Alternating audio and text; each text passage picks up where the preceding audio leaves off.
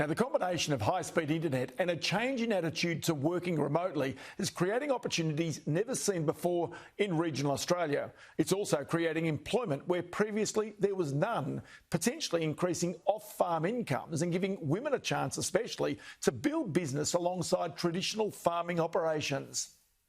Geographic diversity is another really interesting sort of concept that I'd really like to see have a seat at the table. What that means is there's never been a better time to live in Australia's regional and rural communities.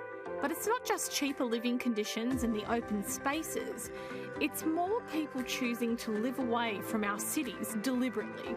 And the reason for that is opportunity. Thanks to the rollout of high-speed broadband, including the NBN, working virtually or running a business from our regions is not the challenge it once was. It was when I was sort of talking to some friends at a barbecue that we were talking about the fact that we had a whole lot of really clever girlfriends that had left corporate careers and had married farmers, and that they weren't working in the industries that they were trained and experienced in. And when I sort of said this, that one of my friends, she's like, it's not just our friends, like that's a business in that, and there's people all over the country that are isolated from the jobs that they're trained or experienced in because of where they physically live.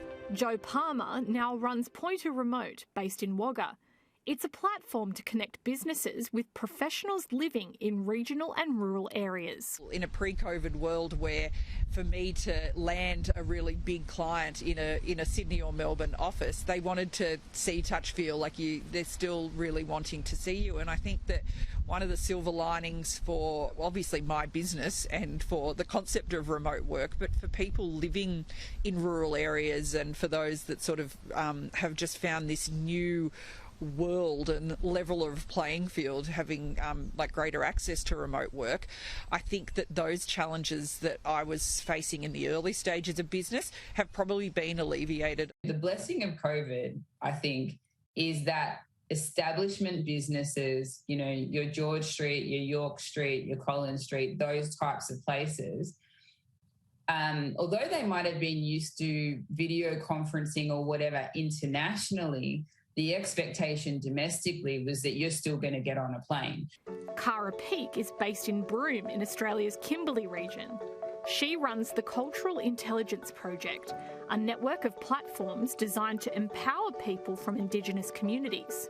Two of those networks, Saltwater Country and Rhythm and Ride, use horse riding and stockmanship to inspire at-risk Indigenous youths. We meet the community where they're at. We build the cultural intelligence of the community, but also Australia and internationally. And in doing so, create the access to opportunity, education opportunities, and access to professional advisory and services that aren't otherwise available in the north. Trying to expand her business from Broome has been a challenge, but the switch to digital communication has helped her compete on a more even basis. COVID has opened up the minds of those establishment organisations to the possibility of jumping on a Zoom. You can still see people face to face and you can get a lot of work done. Joe Palmer has seen a rapid rise in new clients signing up to her platform in search of corporate jobs.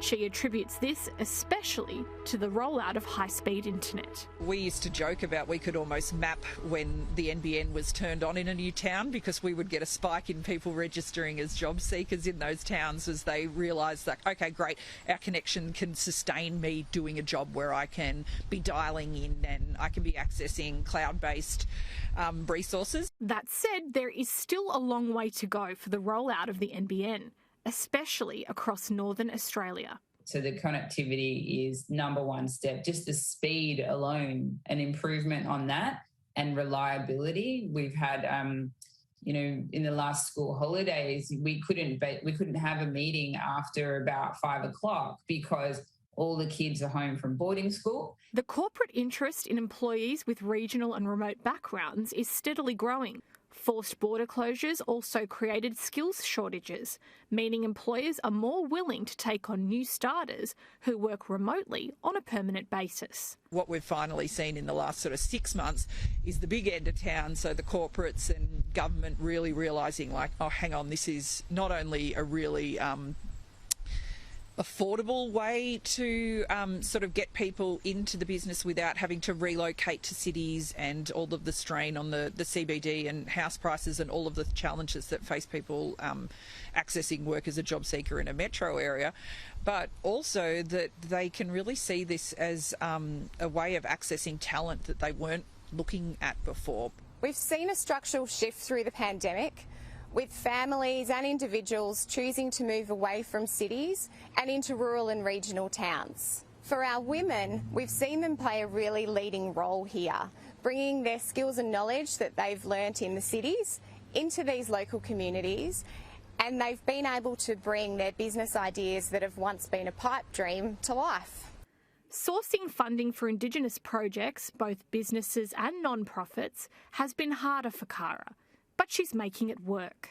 For myself, being a female Indigenous entrepreneur on top of living in a remote area is extremely challenging. We've got a relatively good network of philanthropists that also step beyond their areas of interest, I suppose. They kind of take the ego out of the equation and actually look at what's the community asking for, what do they need, therefore how can we help and to what degree.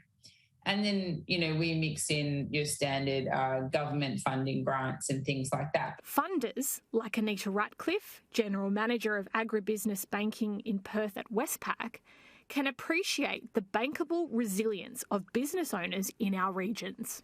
Our Australian farmers and regional businesses are some of the strongest around the globe. The resilience that they continue to demonstrate in the face of drought or flood just continues to amaze us as their bankers. And we love seeing how they can pivot and adapt their business models to constantly changing circumstances. Both Cara and Jo are AgriFutures Australia Rural Women National Award winners. Supported by Westpac, a $15,000 bursary is awarded to each state and territory winner. The national winner receives an additional $20,000. What I just have really been blown away by has been the support that's come through with introductions and with support on all sorts of things from actually my business internally itself, but also really being able to use their network of like a national business to be able to grow ours. Now I have the opportunity to potentially get into doors or buildings that I might have had to bash my way in before. The achievements of women in regional and remote communities are being recognised more and more every day. Corporate Australia, and indeed educated people living in remote communities, are now finally waking up to a world without geographic barriers. We love being able to give women the platform that they deserve to help share their ideas of how they're supporting their local communities. Don't think that because you live in a rural area you are disadvantaged, and don't hide that you are. Leverage it, and leverage it within an inch of its life.